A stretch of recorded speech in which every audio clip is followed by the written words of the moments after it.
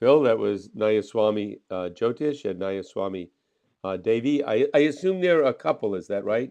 Husband and wife? Yes, long-time married couple. They've raised at least one child that I know of. And they're a Nanda group, which is based on the teachings of Yogananda, and really started by Kriyananda, who was one of Hmm. Yogananda's close disciples, has a order of priests or monks that are married, as well as those that are single celibate monks. Is that right? Yes, and I don't know all the nuances, but it's a fairly new, as in probably with the last 10 years or the last several years of Kriyananda's life. He died in Hmm. 2013. They added that for apparently there were couples, longstanding couples, who wanted the benefits of monastic life, and so they created an order of monasticism for householders ready to make that kind of step and commitment. Right. They seem like incredibly lovely, sweet people, very honest. They even talked about their relationship with SRF, and I know there are other groups that promote the teachings of Yogananda that have slightly different angles. And I was also surprised at how big they are and how many communities they have worldwide. I think she said 150 all over the world, including Well, India. that includes centers. Yeah, that's still quite a bit. They Yeah. have teaching centers in different cities all over the world, and but the communities, the intentional communities where people live together and share space and responsibilities, and sometimes food and all the rest. There are only a few of those, but even a few is a pretty remarkable achievement. I Hmm. mean, you and I go back to the 60s when people thought they were going to start communes and intentional communities. And many have tried and not succeeded. So Yeah, that very they few. were able. Yeah. Mm. Now, did you visit? Have you visited any of their communities? Yes. Yes, I've been to the main Ananda Village in Nevada City, California, a couple of Hmm. times, and I visited their place in Portland, their place in Palo Alto, their place in Seattle. I'd love to get to Assisi.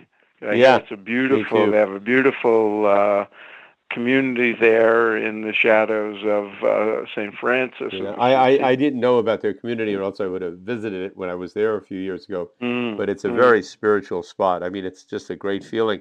Now, and yeah, listeners should know that you've done an enormous amount of research on Yogananda and his the yeah. different groups that represent him. Maybe your biography on Yogananda certainly gets into all this. And I have to say, they were very impressed with your book, and I they was felt delighted with that. yeah, Yeah. nobody's gone into the depth that you have.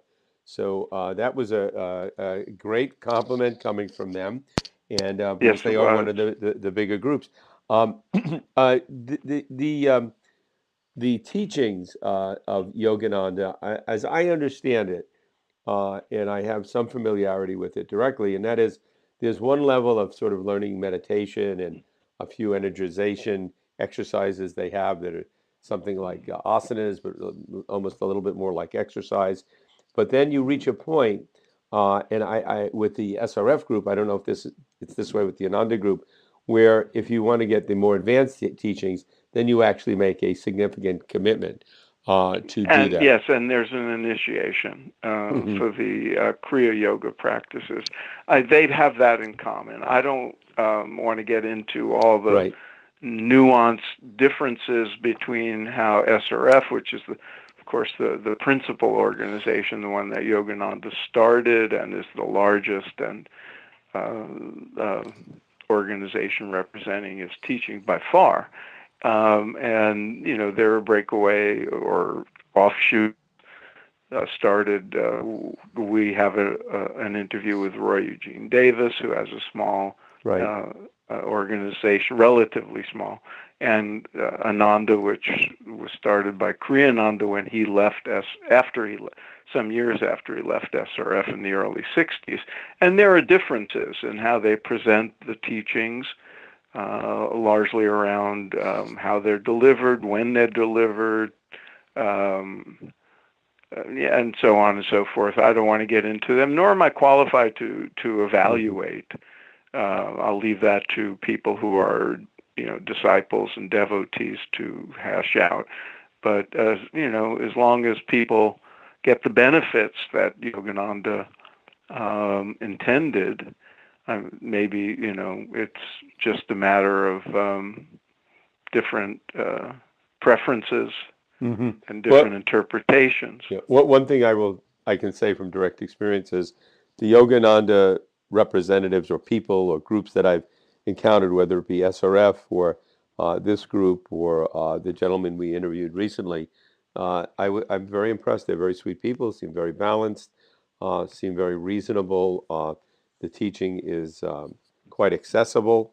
The organization seems, in all cases, well organized, and there's a tranquility and an alertness to the people I've met Yes, that are involved. So that speaks volumes to the teacher.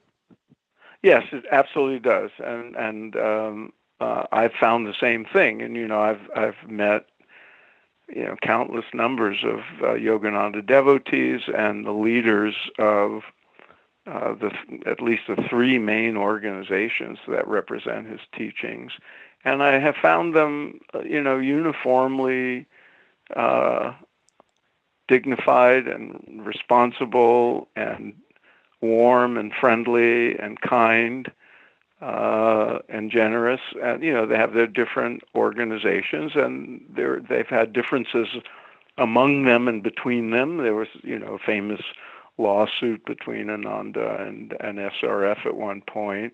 But those kind of differences are to be expected. But individually, I've had only the best things to say about Hmm.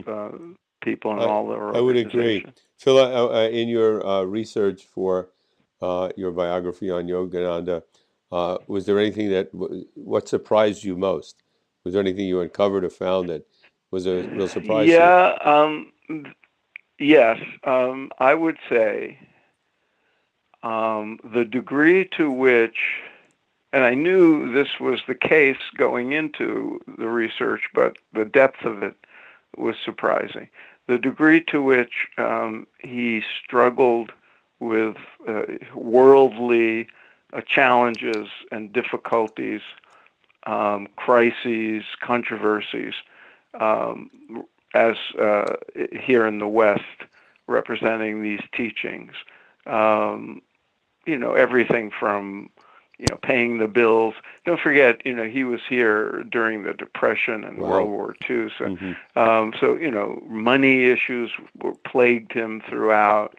Um, Differences he had with certain disciples or colleagues, depending on your point of view, and uh, betrayals as he would have thought of them, and Hmm.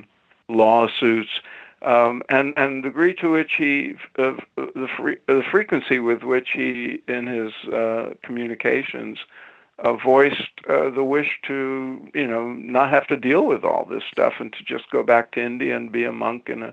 in a cave somewhere or along the Ganges. But he never did, because he felt this was his mission, this was his duty, this is what he owed to his guru and his lineage, and so he stuck it out. It was that was both endearing and made me. It was surprising, but it only made me respect him more. Even gurus go through trials and tribulations. And by the way, Sure, they do. for our listeners, at some point, Phil, I'm going to have to interview you about your book, Okay, and we'll definitely do that. Because I think but we can me. what's that? What? Say that again. We can interview We me. can. Well, I guess that can be done. You might have to have two voices. I guess not. You could just No, uh, no, no, no, no. character A and Kidding. character B. So it's Okay. again, I want to remind people if you want to see a good film about Yogananda, it's called Awake, and Phil is in that film, I think 5 times. So you get to see Phil a little bit, and it's wonderful, and it's a Yeah, it's very documentary good. type film, but very well done and was well received. So great stuff on Yogananda, and we'll be doing more. Correct? I mean, we'll probably Okay. do, as Yes, you we mentioned, have a a. series. This is part of a series. Great.